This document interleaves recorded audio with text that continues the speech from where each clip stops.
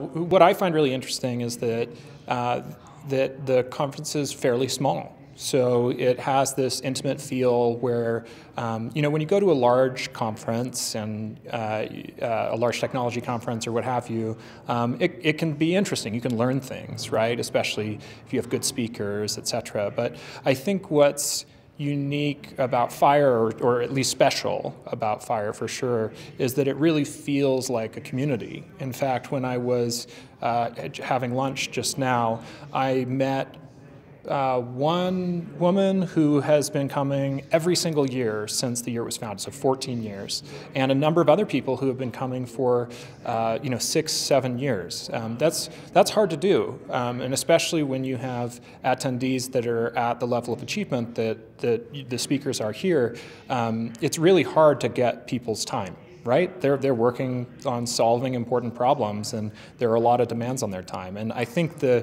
fact that FiRe has been able to consistently attract people to come back again and again really speaks to the value that people get out of this community, because people get excited. I've heard about a number of side projects just this afternoon that were born out of the event itself, that never would have existed without it, right? So I think it's really special to have that kind of forum. In the internet age, we're so constantly, our relationships are often intermediated by machines, and I think it's pretty powerful to have this many technologists all in one place at one time. You can have a sort of quality of interaction that, that's hard to find elsewhere. I mean, science fiction is the literature of ideas, right? So it's about how the world might be different, and this conference is basically buzzing with exactly those ideas on the technology side, on the science side, even on the cultural side. It's just presentation after presentation of these incredible things that people are doing that break all kinds of boundaries. I think that one of my biggest takeaways from the sessions I've been able to attend so far and the people I've met is to not be afraid to think big.